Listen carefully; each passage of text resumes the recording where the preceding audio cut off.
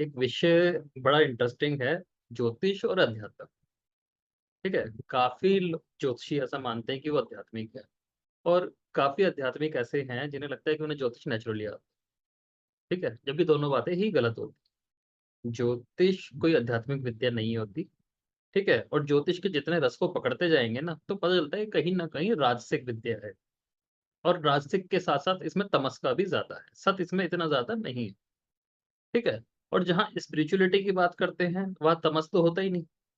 ठीक है, हल्का सा रजस और सत ज्यादा होता है। ठीक है, तो काफी लोग इसमें ना एक साथ जोड़ने की कोशिश करते हैं कि ये ना कहीं एक जैसी चीज है। ऐसा होता नहीं। अब कुछ लोगों को ना वहम हो जाता है कि हम ना स्पिरिचुअल है। ठीक है, वहम ही होता है। क्यों? क्योंकि वो जगह जगह ना अपनी कुंडली दिखाते फिरते हैं कि हमारी कुंडली देख तो हम तो आध्यात्मिक हैं, और इसमें अध्यात्म में कैसे और ज्यादा आगे जाया जाएगा। कुछ नहीं है, वो भ्रम की स्थिति है। ठीक है ना? क्यों? अध्यात्म के मार्ग पर अध्यात्म होता क्या है? आत्मा का अध्ययन। भाई जो भी आपकी आत्मा है उसको समझना है।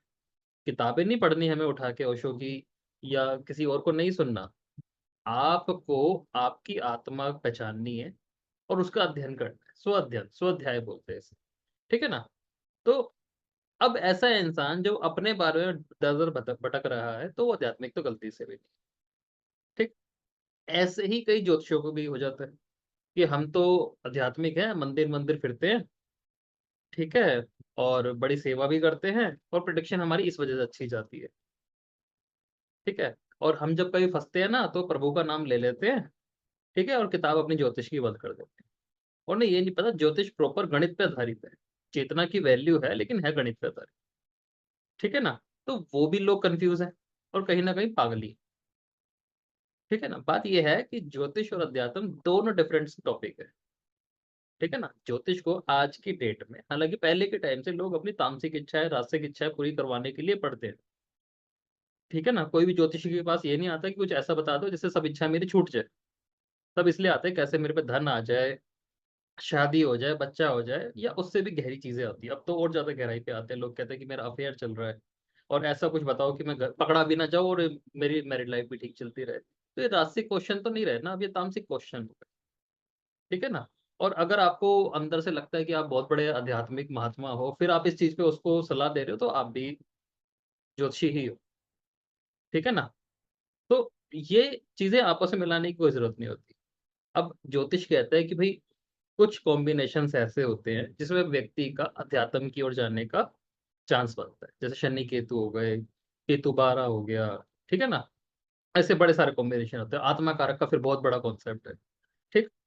ज्योतिष भी कहते हैं कि भाई ऐसा इंसान ना एक टाइम पर जाकर स्वाध्याय की ओर जाएगा, कहीं ना कहीं अपने आप को पहचानने की कोशिश करेगा। उसे अध्यात्म बोलती है। इसका मतलब ये नहीं है कि कोई वो योगी बन जाएगा।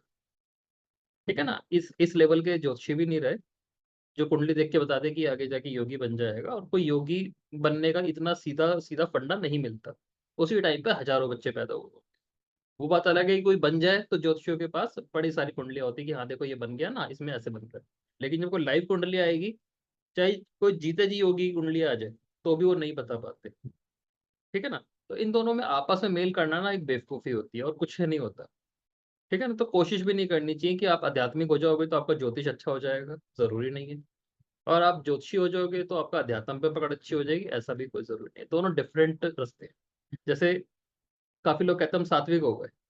अब कितने तांत्रिक हैं जो तामसिक फूड का इंटेक करते हैं, और तंत्र तो उनका भी बड़ा फेमस है, दिखता है। क्योंकि तंत्र खुद कह ही नहीं रहा कि मैं सात्विक हूँ। ठीक है ना? कबाड़ी कह रहा है मैं कबाड़ी हूँ, सुनार कह रहा है मैं सुनार हूँ, एक दूसरे के टॉपिक में आ नहीं रहे। इसी वजह से वो आगे बढ़ रहे हैं। और जब कबाड़ी को ये चिंता होने लगती है ना कि मैं कबाड़ी नहीं हूँ, अब मेरी इज्जत होनी चाहिए, मैं सुनार हूँ, तब उसका कबाड़ का धंधा भी फेल हो जाता है। ठीक है ना? तो आप जहां पर हो वहीं पे ठीक हो।